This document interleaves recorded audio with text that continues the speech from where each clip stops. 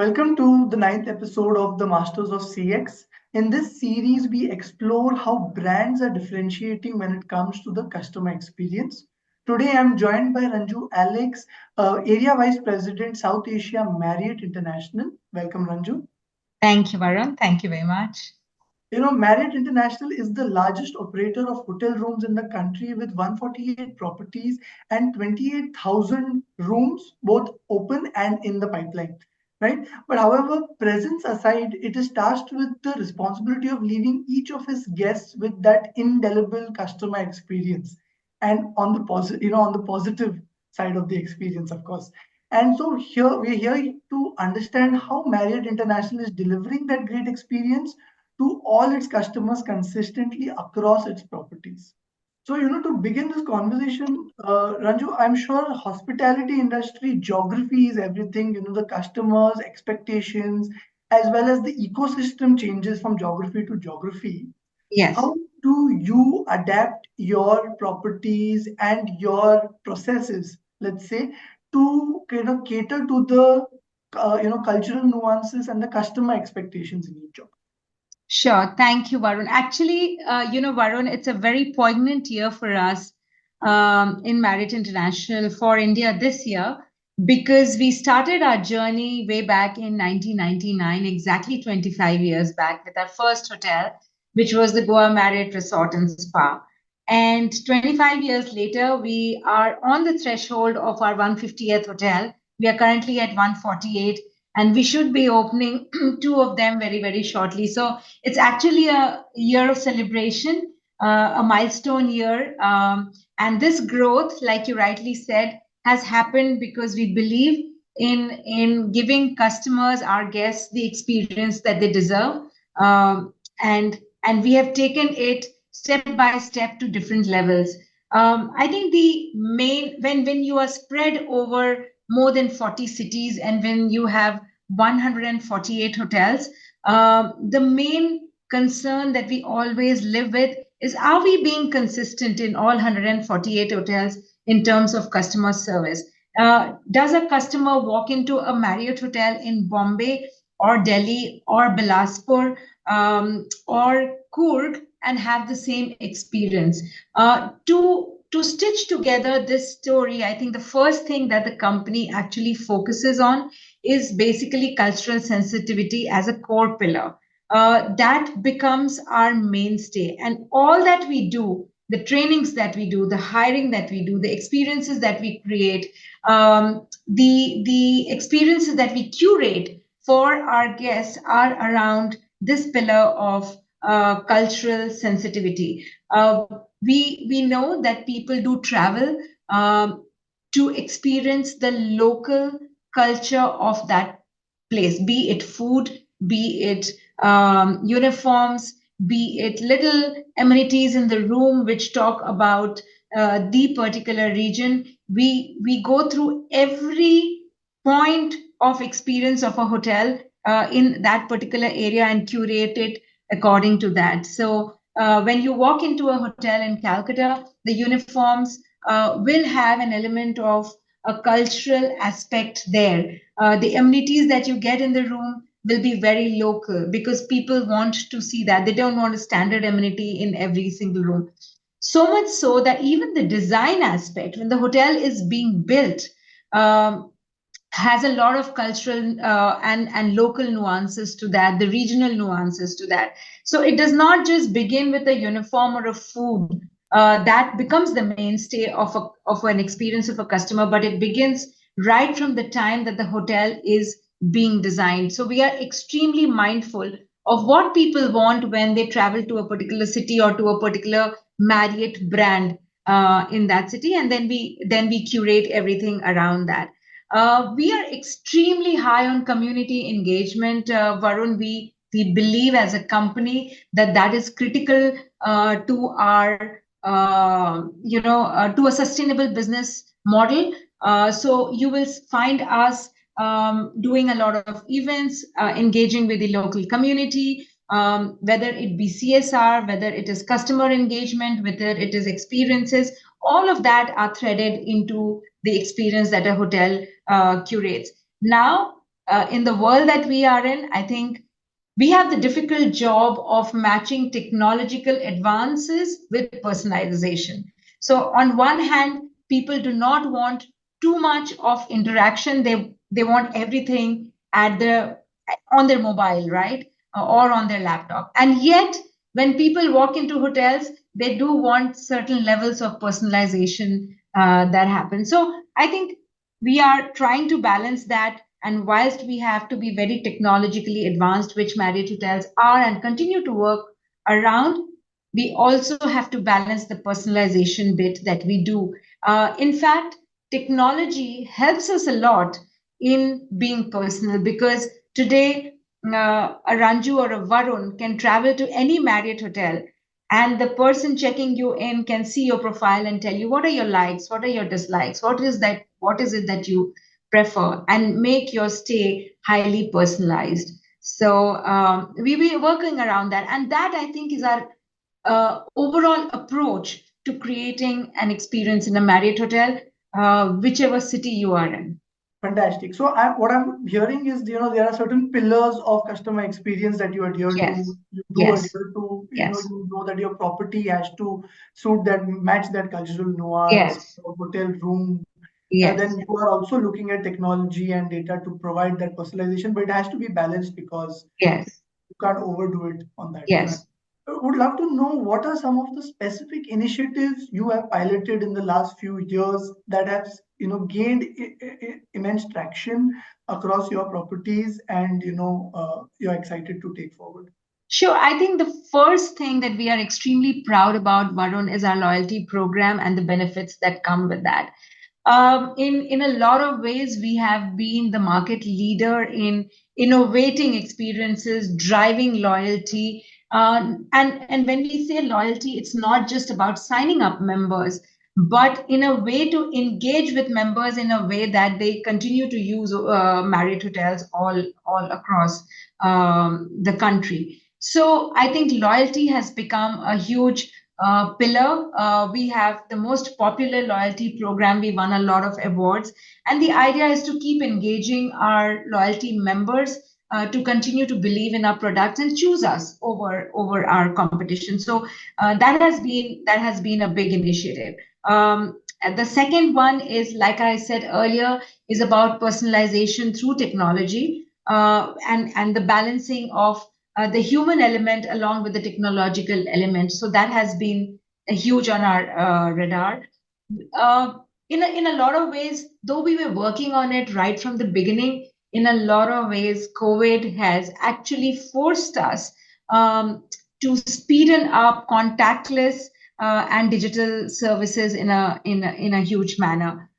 It is for a corporate traveler who is very short of time, that works extremely well. So when you come to our hotels, you will have contactless check-in, check-out. You will have mobile keys that you get much before you come in, so you know which room you are in. You go in. You don't have to really come to the counter to check out. You can do a contactless checkout. So little things, and you have an option. You can even opt for a, a contact full check-in, if I may use that word, and you can opt for a contactless check-in also. So I think the fact that a customer, depending on the situation that he is in, has a choice today, that's a huge element that's got added.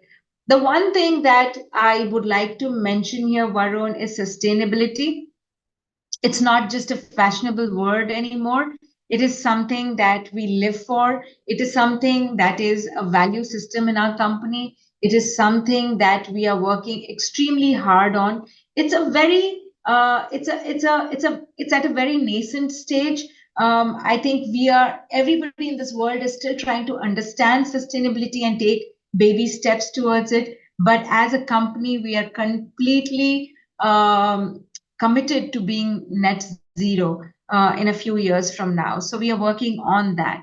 One thing that's taken a lot of traction and which we have been which we have been very high on is virtual experiences. So today, if Varun, you have to book a banquet hall, you don't really have to come to a hotel in Delhi to do that. We have a virtual experience where you can walk through the banquet hall, understand the size, understand the setup that you want to do, and then take it forward. So I think virtual experiences have become very, very high. And of course, the one thing that we have, which is doing very well, is real-time experience and feedback. Earlier, you had to wait to meet a manager or a general manager or write an email, or make a call in order to tell your front desk associate that you were not happy with A, B, or C, or you were extremely happy with A, B, or C. But now we have apps, we have different forums in which a guest can put in his real-time requests, and it is attended to within seconds, not even minutes. So you really don't have to wait to type out an email or to make a call. So all of this together is work in progress. It is continuing to happen in a lot in a lot of ways in our hotels. But I think it is not something that we can sit and say, oh, we've arrived. It is something that we are improvising every single day. But these are a lot of innovation that has happened in Marriott hotels, and we continue to be focused on the same. That's great. I really liked what you said about, that you have to enable every kind of experience for your customers. There will be some customers who want a low touch Yes, experience, high on tech, but there will be some customers who still need that yes, yes. end to end. Yes. I mean, I know people who still come down to the lounge in the evening and like to chat with the associates, spend time because they don't want to go back to their room alone. And yet you have people who want to be on their phone or their laptop, are taking calls, work calls, even in the evening, and want to be left alone. So I think personalization around this need is very, very important. Fantastic. Coming to my next question is really this space, and you spoke about COVID as well. There's been a trend of revenge travel Yes, post-COVID. And yes, also the travel space is also, I think, heating up. There are so many options. You have other hospitality chains, but you also have local properties, homestays, yes, all that. yes, yes. And in the last previously you spoke about loyalty as a big pillar and how you are running one of the biggest loyalty Yes, programs, right? yes. I would love to know because loyalty has always had this ephemeral aspect to it because you never knew uh, after your customer leaves you, you were not with them. But now Mm, uh, yes, you have a way to stay with your customer even after they are no longer your guest in your mm, room, right? true. How do you build that loyalty aspect? What are the touch points like, and how do you build that? In a way that is not ephemeral but much more concrete. Let's say. Sure, sure. I think I must tell you that a large part of our guests who stay with us are Marriott members, and we are very proud of that. And we realized that it's not just about signing them up, it is being in their lives, it's them being in our lives, it is telling them what we are all about, and for them to know what we are all about and to experience things. So I'm sure you must have read that we launched the HDRR co-branded credit card with HDFC, HDFC Marriott co-branded credit card in India last year, and I'm very proud to tell you that it's highly successful. So now we are in the life of that customer every single day. Every time he or she uses a card, we are in their lives, and they are in our lives, and that is how you strengthen this relationship. So we've realized that it is not just about hotels, it is about the life of a customer. What does he do? What does he use? Or what does she do? What does she use? And then being a part of their lives in such a manner that when it is time for them to take a break, or when it is time for them to go for a vacation, or when it is time to spend with their family in a restaurant, we are the first recall factor for them to go into. In our hotels now, in restaurants, you can not just earn points. Even in restaurants, you can even burn points. So if you have X amount of points, you can go and have a meal at a discounted rate or a free meal, or burn your points and do that. We've realized that a lot of our corporate customers earn points during their stays in our hotels and then burn it with their family, which is their time. Burn it during vacations with their family. So I think that is huge. You know about our engagement with Mumbai Indians earlier. Now we are a part of Ed Sheeran concert, which is happening in Bombay. So we realize that we have to be seen there. We have to be the first recall value for every customer who stays in hotels or uses hotel facilities. With India's the population under the poverty line decreasing, and India's middle class and aspirational middle class growing, this is the time where we can take advantage of the fact that everybody is a loyalty member, a Marriott Bonvoy member, and uses us as the first recall. So it's really taking a big shape, and we are finding ways to be out there in different ways. It's not just about a hotel stay anymore. It is about being part of our guests' lives, and they being a part of ours. Wanted to understand how you are looking at specific customer insights. Let's say the hospitality industry is governed by the geography that it is. Yes, Okay, but as yes, a brand, you want to deliver a consistent experience to your guests, yes, yes. right? How do you balance these two considerations? One, you have a unique geography ecosystem that you have to deal with, but on Yes, the other hand, you also have to deliver an experience that is consistent with the Marriott brand across absolutely. the properties. How do you Such a great question. Such a great question, Varun. Considering we have more than 8,500 hotels in the world and 148 in India, moving to 250 by next year, this remains something that we are eternally focused on. And like I said earlier in our interaction, that how does a customer know he's in a Marriott hotel when he walks into a Bilaspur or a Calcutta or a Delhi or a Coorg or a Kochi, right? So the one thing that binds all of us together, we have 30,000 associates in India, and the one thing that binds all of us together is a unified service culture. We have a very distinct work culture for our associates, which is based on life's beautiful values, and similarly we have a very unified service culture, a thread that runs across all our hotels. How do we do that? We do that by a very unified approach towards hiring and a very unified approach towards training. Thankfully, now with a lot of things being digital, our training is very stringent and very similar in all hotels. I'm a Marriott associate, and a doorman is also a Marriott associate. I go through some trainings which a doorman also goes through. So he and I speak the same language. Every person working in a Marriott hotel speaks the same language of culture. So that's the service culture that we're talking about. How do we solve for the hardcore stuff? How clean is the hotel?